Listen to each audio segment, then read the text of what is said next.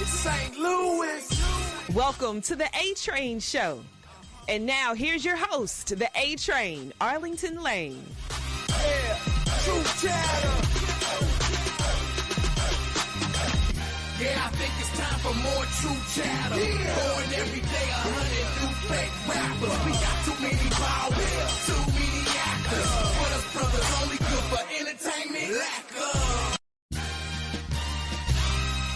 This edition of the A-Train Show, the A-Train Arlington Lane. Yes, you can see a lot of chaos already happening early on in the show. It's a Sports Monday here. Very short show today.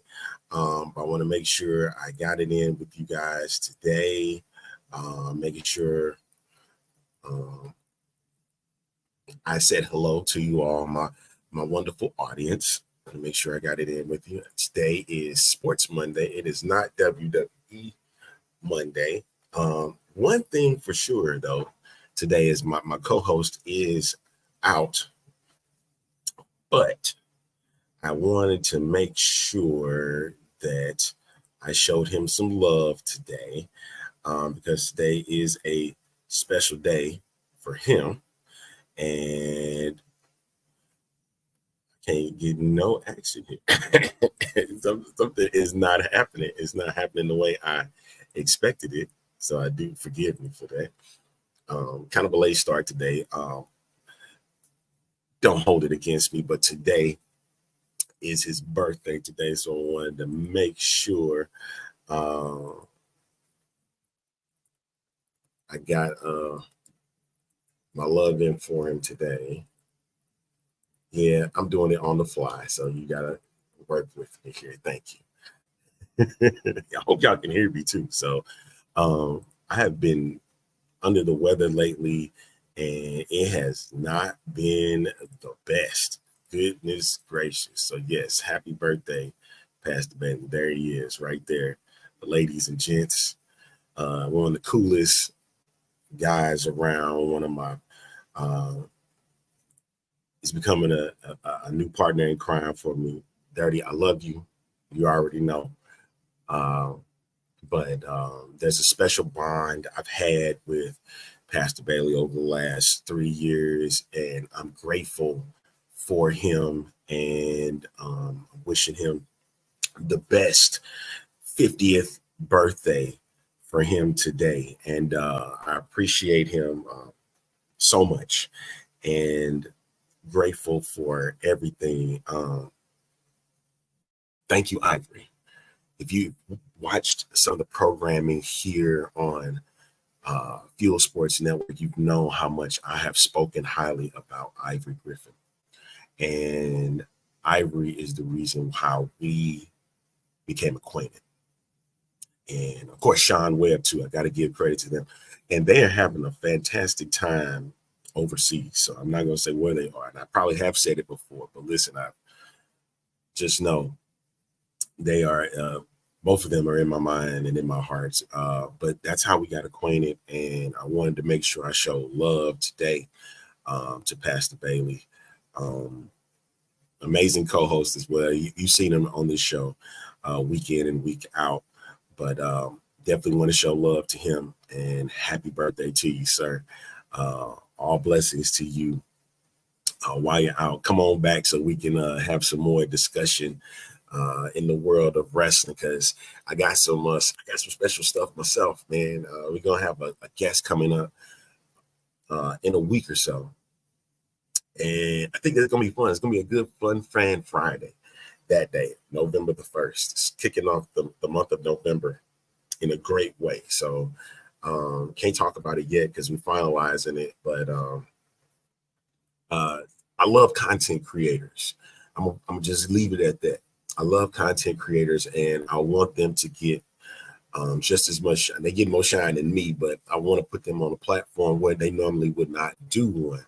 And when the time comes, then I'll announce it, and we'll have some fun with it. But I'm not going to be on here long for you today, so I wanted to make sure I give my love to Pastor Bailey.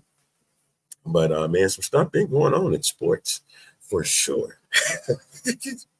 Big ups to First off, yeah, buddy. Yesterday's WNBA finals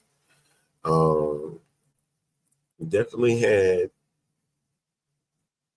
it rose to the occasion. And congratulations to the New York Liberty, who are WNBA champions. But that did not stop. That did not stop Coach Reeve of Minnesota Lynx from letting people know that I want the smoke. And she had quoted, I'm gonna paraphrase, said, when you put in the papers or when you put it on the front headlines, Coach cries foul, I want the smoke. Because apparently I missed the second half because of work, but I caught some of the first half, and Minnesota was looking like they were in control of the game. And when I left, I was like, something tells me the Liberty is going to come back from this. It's not going to be a Minnesota win in New York, or it's not going to be an easy victory for them. They're not going to be able to shut it down. There's going to be some weird calls, and I wasn't wrong.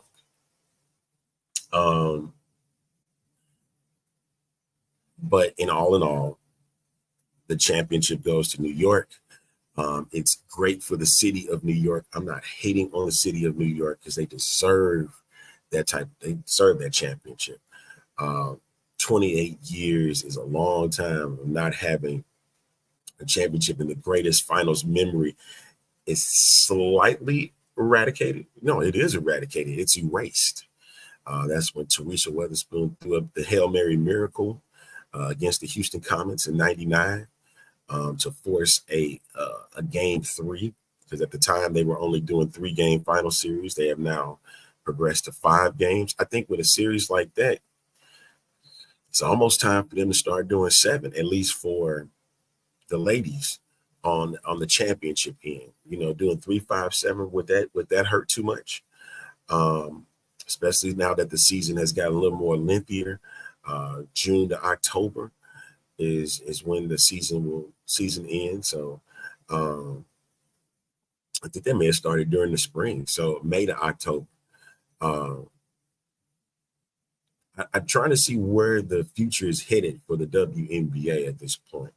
It's looking like that they want to start going past 50 games, but with 8 teams, 10 teams, that's difficult. They're going to need some more, and they're getting more teams. You're getting a Toronto team soon. You're getting a Golden State team soon.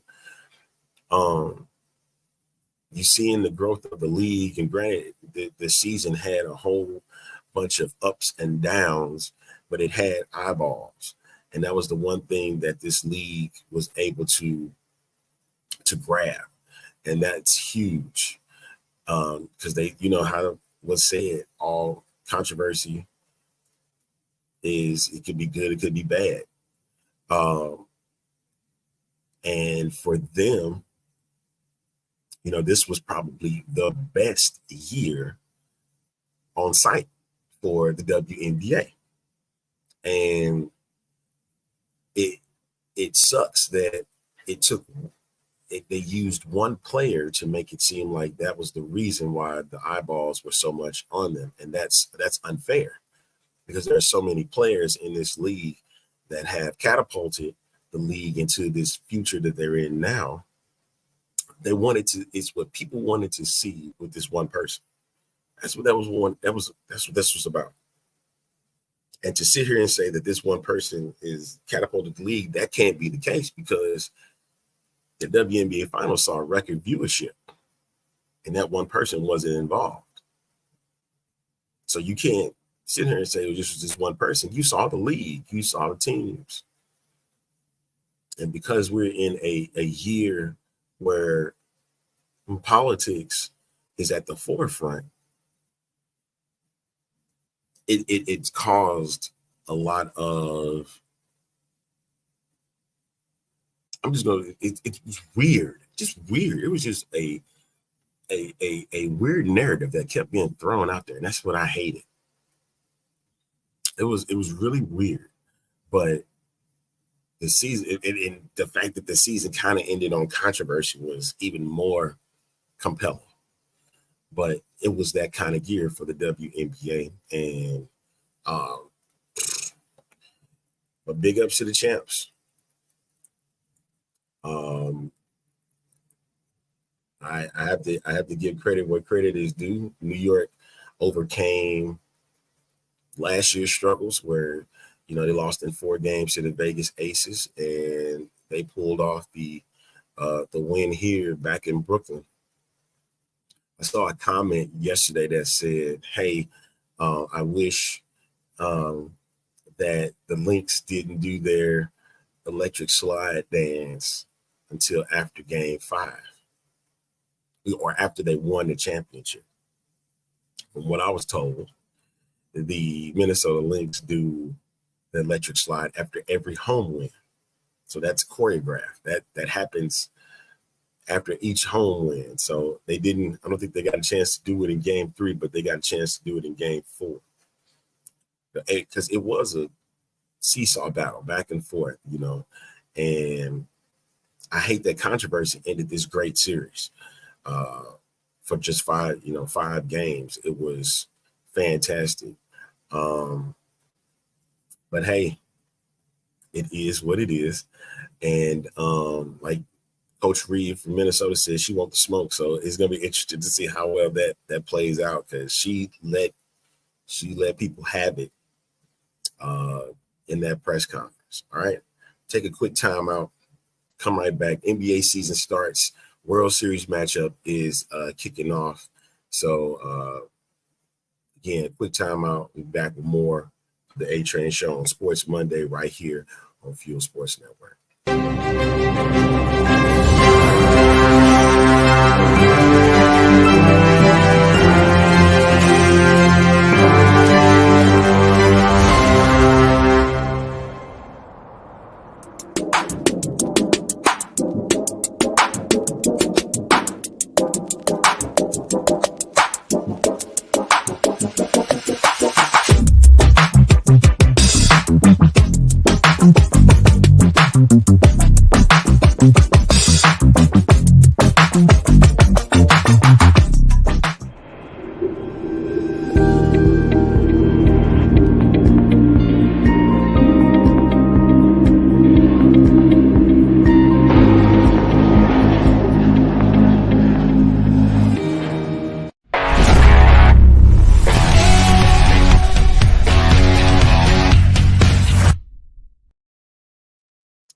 Welcome back to this edition of the A Train Show, the A Train Arlington Lane.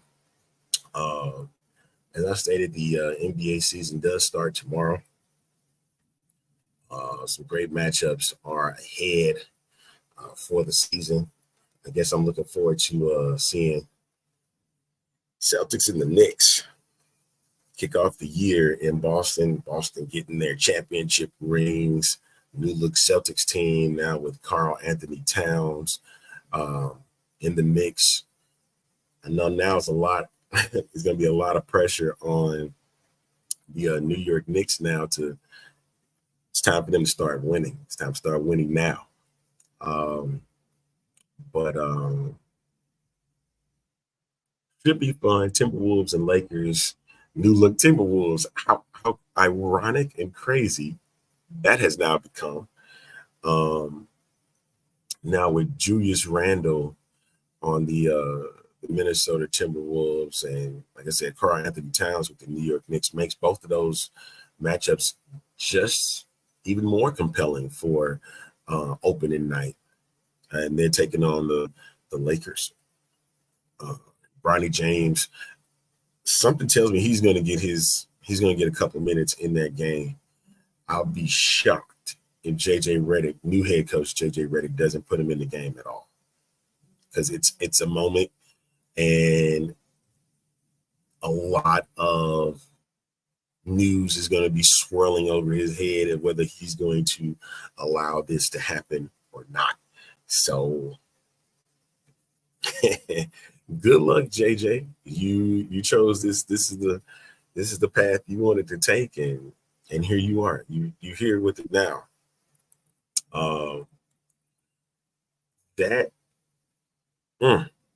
It should be another fun season. A lot of people looking forward towards Philadelphia, the 76ers, and seeing with new addition of Paul George to the crew and seeing if they are able to get past their playoff struggles. They have yet to reach the conference finals, especially since Joel Embiid has been the leader of this group, and they need that. They need that, but it's that Eastern Conference for sure. Sound like it's going to be a lot of fun. It's going to be very competitive. Teams like the Knicks, teams like the Celtics, teams like the Sixers. Looking at the Pacers, Milwaukee. These are guys that a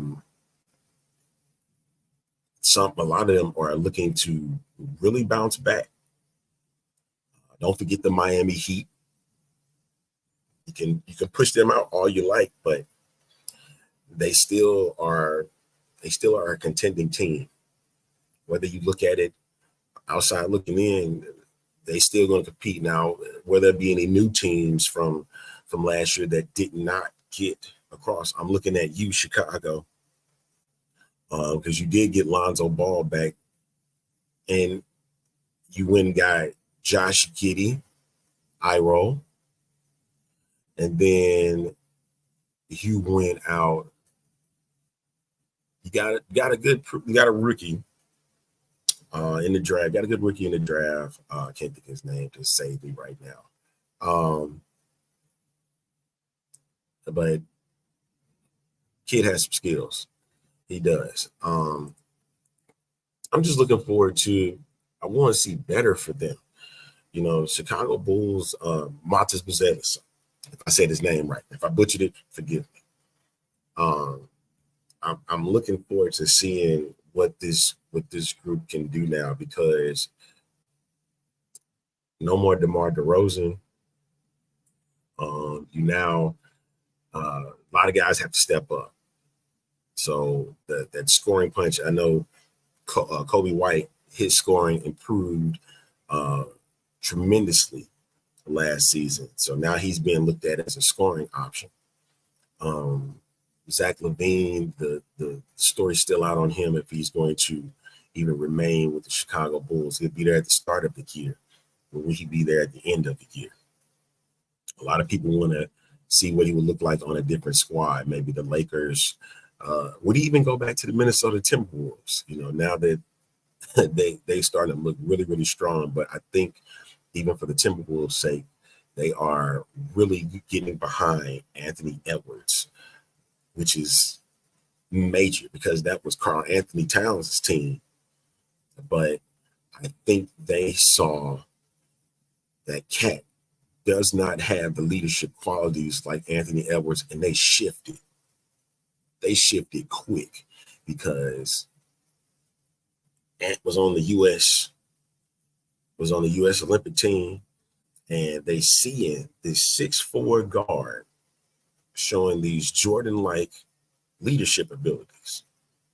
I'm not saying his game looks like Mike. All right, I'm not saying he's Mike, but if you look at the body of work, he plays like Mike. And I don't know if he went and did a lot of studying because a lot of people are already talking crazy that he looked like him, like as in the face. And so to get that type of embodiment, to get that type of love like that, I know that's a lot of pressure for him too. And yes, I understand that man wants to smoke all day, every day, no problem. All right. And so compelling season to begin with the NBA. So my Bulls, they start Wednesday on the road in New Orleans. The league kicks off with 2 games tomorrow, and then you got a full slate of games on Wednesday. And it's going to be very interesting to check in. That Spurs Mavericks game should be good on Thursday night as well. I'm looking forward to that. My Houston people, They kick off the season against Charlotte tomorrow. Pacers jumping off. They jump off tomorrow as well. So, yeah, you got 2 games tomorrow with the Timberwolves and Lakers in the nightcap, in the late game. And then the opening game is the Knicks and the Celtics. What game are you looking forward to seeing come this week? I said, where's my camera? I can't see you. I'm here.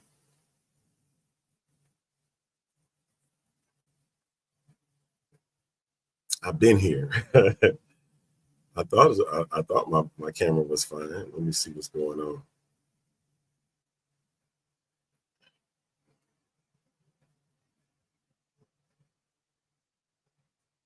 Does that do the trick?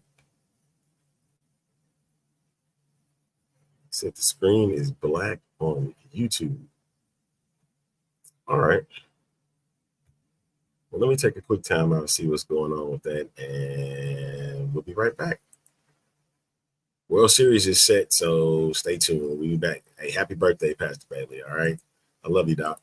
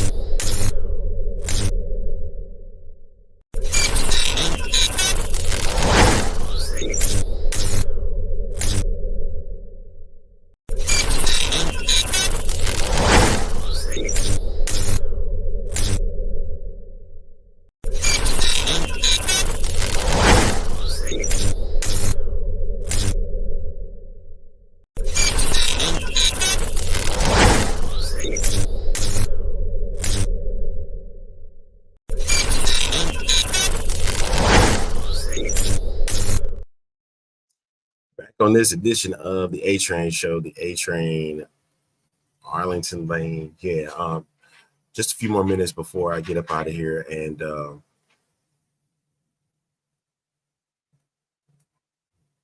before I go, World Series is set one time for the Dodgers and the Yankees. Looking forward to that series matchup with Shohei Ohtani and Aaron Judge.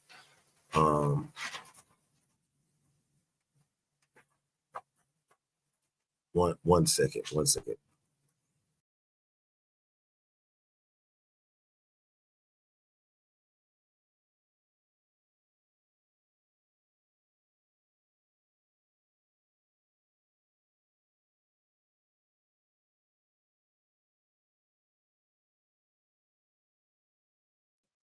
Sorry about that. We had a little technical difficulties. Matchup said looking to see Shohei Ohtani in the World Series for the first time. For those that are in St. Louis, you will get a chance to see some of your former Cardinals in the World Series with closer Luke Weaver for the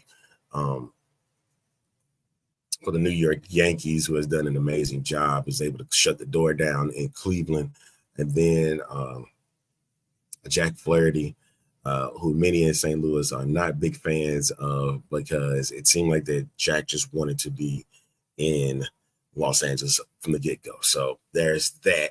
And also NLCS MVP Tommy Edman, who has 11 RBIs, which is a Dodger postseason record so far. So it just seems like for St. Louis, they keep getting hit every time that somebody goes outside. As a matter of fact, the last two league championship MVPs have both been from the Cardinals, and then let's not forget Randy Arozarena in 2020 with the Tampa Bay Rays. But I'm looking forward to this matchup. Game 1, I think, is Friday night. So yeah, that. I think this is what the Major League Baseball wanted. They wanted the Dodgers and the Yankees. They wanted that East Coast, West Coast matchup. And you got it. I feel bad for the Cleveland Guardians, because it's like they keep getting close, and they keep coming up short. And then you have then you have the Dodgers, who really I detest, but I'm cheering for them in this World Series because of the former Cardinals that I just mentioned with Tommy Edman and Jack Flaherty. And this is kind of like a shot at John Mozeliak, because he keeps trading away talent. And granted, I get it, Tommy Edman is 30 years of age. He's 30 years of age, but you gave up on him too quick. And now you see him doing damage for the Los Angeles Dodgers. Yanks in 7. I got Dodgers in 6. That's my matchup for that. Dodgers in 6, because I want to see them.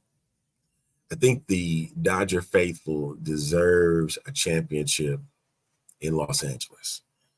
And I'm tired of the mighty Yankees, even though this is the first time in 15 years for the Yankees that they are back in the World Series, which don't seem like it's long enough. But here they are. But let's not forget guys like Juan Soto. I think this is Giancarlo Stanton's first World Series as well, along with Aaron Judge. So a lot of nerves are going to be for those guys, because this is their first opportunity to get into the World Series.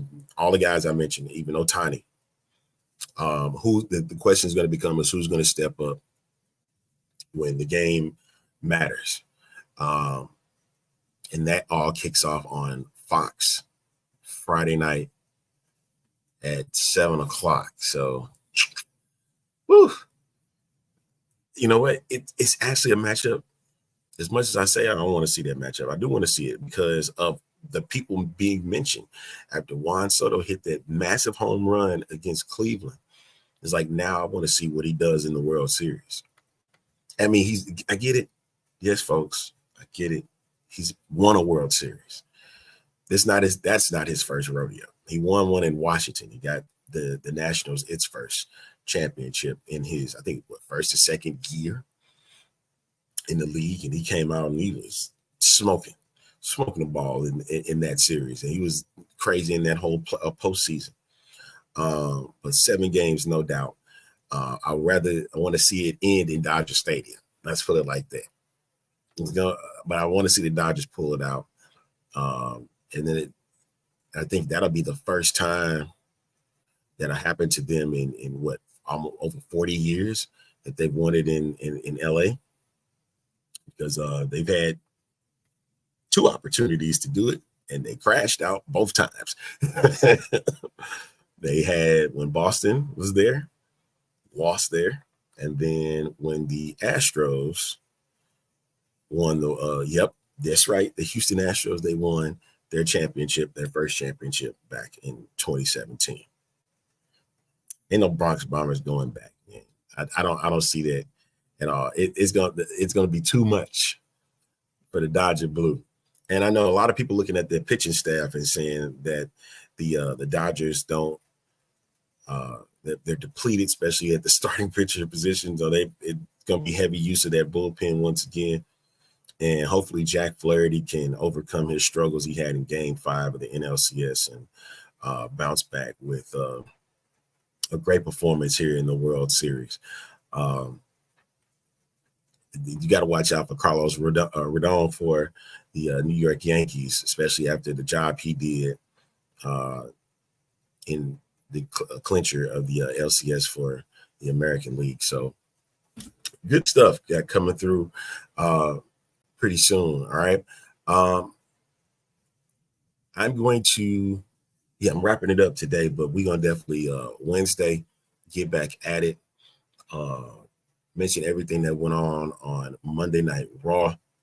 It's like a heel versus heel title match.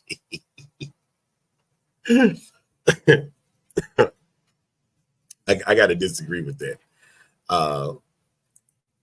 I gotta disagree. I don't think it's gonna be the worst. I think a lot of people. It's gonna be hyped. I'll put it like that. I don't think it's gonna be the worst. The worst World Series I saw in my lifetime. What was that? Wow, the Mets and Royals in 2015. That was the worst World Series I ever seen. Garbage. It was horrible from start to finish. But I want to say thank you to everybody that tuned in to the show today. I told you I was going to be short. We're going to come back again on Wednesday, and we're going to have a little bit more fun for you there. I kind of went over a little bit. And definitely want to say happy birthday to Pastor Bailey once again, man. Thank you, brother. All right, this is the A Train signing off. We'll catch you again for another edition of the A Train Show right here on Fuel Sports Network. See y'all. Go away.